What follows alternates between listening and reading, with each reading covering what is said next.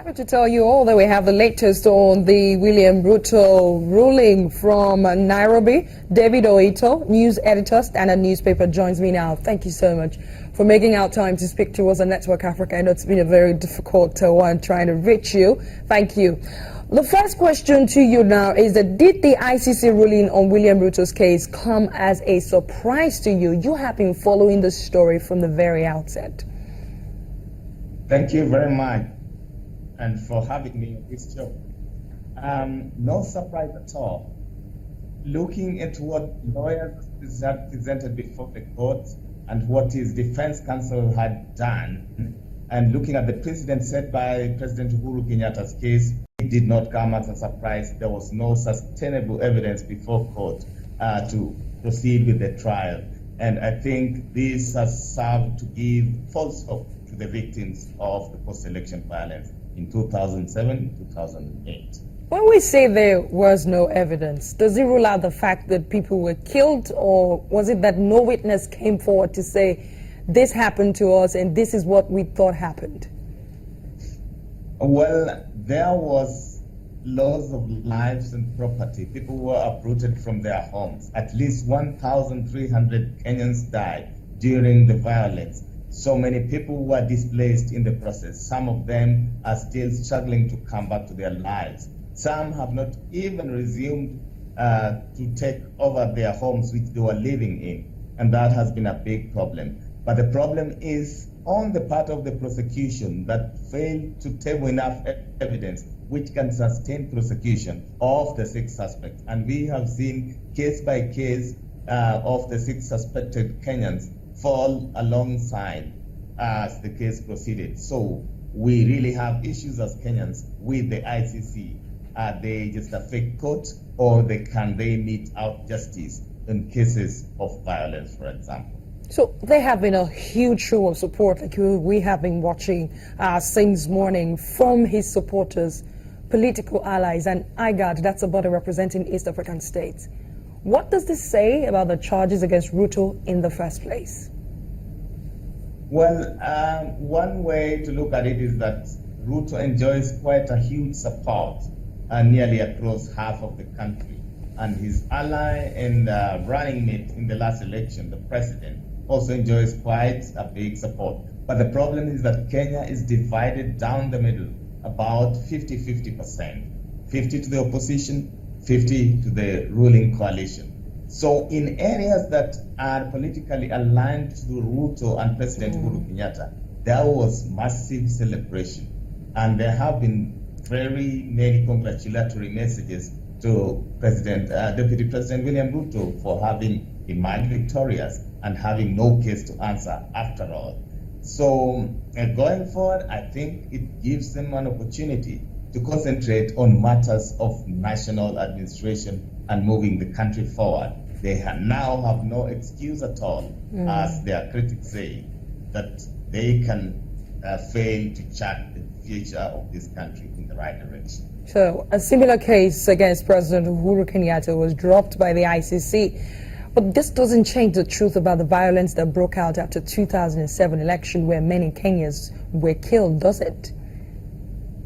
Yes, as I mentioned before, at least 1,300 Kenyans died, and over 300,000 displaced from their homes. So the fact that there was violence is a historical fact, and there's enough evidence to support that. The challenge has been that the truth has not been known, and there was massive interference with the witnesses who could have supported the prosecution of this case. And that has been said as many times by the prosecutor, Fatou Bensouda. But whether violence occurred, it is in the history books, it did occur. There are so many victims. I today spoke to one of the victims who lost 2 wives and 9 children, and he's gotten a mere compensation of $100 only all this period. So it tells you still there are so many Kenyans who haven't been given the justice they deserve. So Kenya has undoubtedly made progress from those dark days that you have described and we have all heard about and read about in the history book. Is the government willing to help get closure for all those who lost their loved ones in the incident? Only time will tell. But I can tell you that if you compare the run-up to the 2007 general election and the run-up to the 2017 general election, the situation for me looks really bad, and the country is more divided than it has ever been. So, from where I sit, I see a very divided country heading into an election with inflamed tensions and fear of another bloodbath. So, I think it is time to heal the wounds and make this country remain united. There has been very little attempt to unite the country.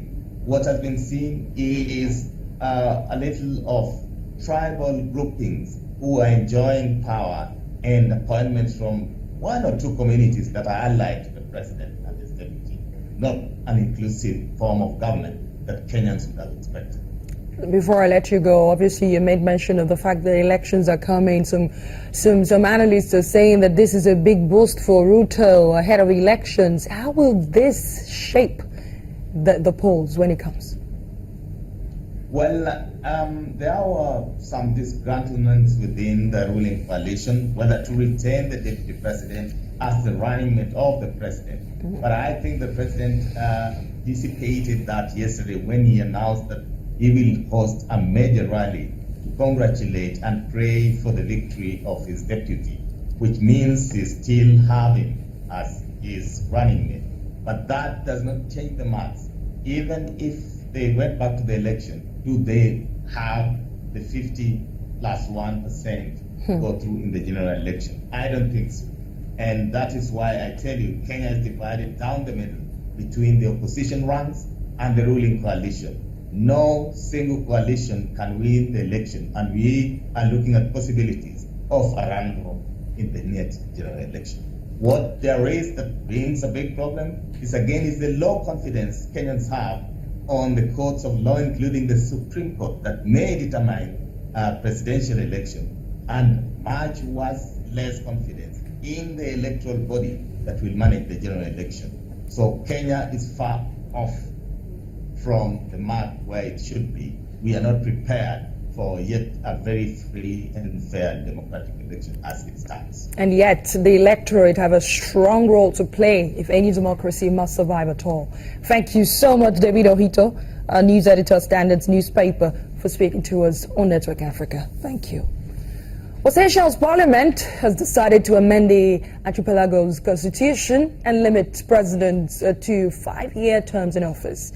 The Indian Ocean island nation of 92,000 people elected James Michael as president in December 2015, giving him a third term in office. But among the promises he made during his campaign was to ensure the change in the law. The amendment required 2/3 of the 32 lawmakers to vote in favor, but all sitting members are from the ruling party except opposition leader David Pierre, who also supported the change. The new amendment will come into force at the next elections when the incumbent president and vice president will not qualify to run for office. Seychelles joins Senegal in cutting term bids and limits, but the move runs against the trend in other countries in the continent. Well, let's bring you the story coming out from Nigeria, where Nigeria government officials have given approval for a memorial to be held at the government secondary school in Chibok. The event, a prayer session integrating both Muslim and Christian faiths, will mark the second anniversary of the girls' abduction. That's the abduction of the Chibok girls by Boko Haram militants. The secretary of the parents of the abducted girls from Chibok Association, Lawan Zana, says the government has agreed to give the parents access to the school that is heavily guarded, and all parents of the missing girls are expected to attend. The parents are hoping the event will draw attention to the girls who have not been seen since the night of their abduction. Well, severe droughts in southern Madagascar is causing food shortages in the country. It is now estimated that close to 1.14 million people are food insecure in 7 districts of southern Madagascar. That's about 80% of the population in that region. About 665,000 people are severely food insecure and in need of urgent supply. Madagascar and other parts of southern Africa are facing drought and hunger, worsened by the El Nino weather pattern, the worst in over 3 decades. El Nino has led to droughts in some regions and catastrophic floods in others, affecting millions around the globe. According to aid agencies, 80% of the Malagasy population in 7 districts in southern Madagascar are food insecure, while 665,000 people are severely food insecure and in need of urgent emergency food security support until the end of the 2016 and 2017 lean season. In some areas, families are forced to eat cactus fruit, which they have to sometimes walk for up to 5 hours to find. We eat cactus fruits and nothing else that is healthy, that has vitamins for the body. Only cactus fruit. We are lucky to have cactus fruits, but when they are over, I don't know what we will do. The Madagascar government has declared a state of emergency in the southern region. The UN have drafted a contingency response plan with a budget of $70 million, of which only 9% has been secured so far. The plan of prioritizing food security, nutrition, health and water and sanitation sectors have been most affected. The past 2 years, this situation has even worsened. With a prolonged drought in 2014, 2015, and in the early stage of 2016, we are also going through that same drought with a lot of consequences in terms of increased food insecurity, but also malnutrition. Aid agencies say they are battling to reach all those who need assistance and that there is a shortage of funds and resources. The European Commission Humanitarian Aid has funded UNICEF with more than 1.5 million euros that will go towards treating approximately 15,000 severely malnourished children in southern Madagascar. And that's our program today. Thank you so much for being a part of it. I am Adeshewa Josh, and I'll see you again.